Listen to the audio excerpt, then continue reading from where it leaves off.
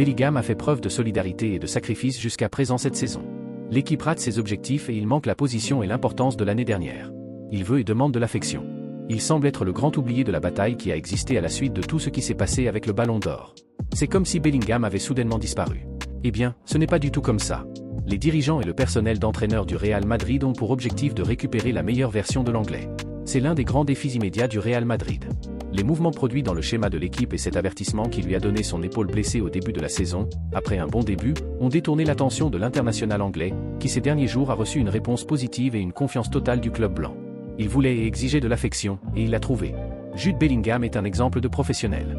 Et il le montre depuis le premier jour de son arrivée à Valdebebas, rien à redire à l'ancien joueur du Borussia Dortmund. Il comprenait le Real Madrid comme peu de nouveaux venus l'ont fait. Le succès a aussi aidé le sien, mais il a su parfaitement lire les besoins de l'équipe et s'est mis au service du Real Madrid. Cette saison, il a dû assumer un nouveau rôle et il l'a fait sans un mauvais geste, mais maintenant il veut aussi se justifier un peu, faire un pas en avant et se sentir à nouveau comme la saison dernière. Il semble que l'Anglais ait traversé sur la pointe des pieds un prix dans lequel il est arrivé en 3e position et cela reflète ce qu'il a fait lors de son premier exercice en blanc. Au théâtre du Châtelet à Paris, il avait réservé sa place au premier rang. Il était parmi les meilleurs et c'était sa récompense. Il veut que cette reconnaissance se perde en cours de route et qu'elle s'accompagne de sacrifices, de dévouement et de travail pour l'équipe. Maintenant, avec ce compte sans but, il semble qu'il n'est pas là, mais Ancelotti et les directeurs de l'entité madrilène continuent de voir Bellingham comme l'une des grandes références et comme un leader. Si Ancelotti a trouvé cette position au sommet du losange en attaque, le sacrifice qui lui a été demandé cette saison l'a éloigné de cette position dominante qu'il a affichée pendant une grande partie de l'année dernière. L'Italien sait qu'il doit serrer la vis sur le positionnement de Bellingham, qu'il est bon d'occuper le côté droit du milieu de terrain pour s'équilibrer, mais qu'il doit aussi regarder à nouveau le but adverse.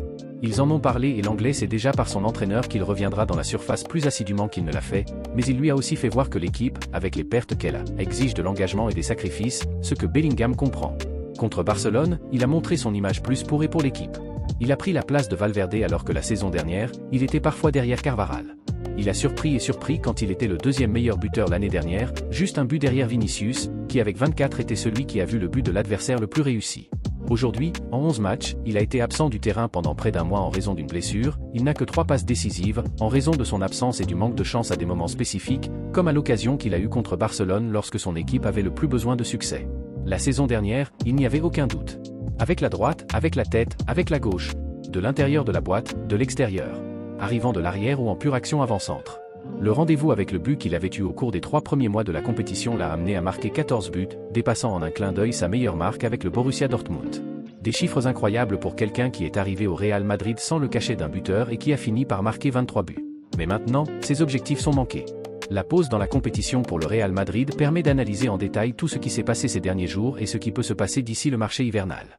Les 2 postes dans lesquels il y a des doutes sont l'arrière droit et le centre de la défense.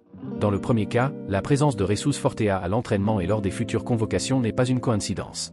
Nous avons déjà averti il y a quelques semaines de l'intention du club que le joueur encore jeune devienne une alternative possible pour aider Lucas Vazquez dans les semaines à venir. Qu'est-ce que cela signifierait si Fortea finissait par recevoir l'alternative de Carlo Ancelotti et convainquait tout le monde?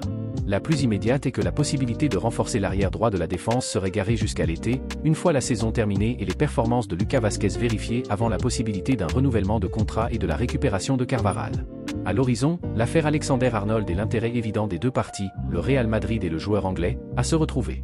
Liverpool a déjà fait savoir qu'il n'envisageait aucune opération avec l'un des 3 joueurs en fin de contrat, en plus de l'arrière latéral, Salah et Van Dijk, sur le marché de janvier prochain.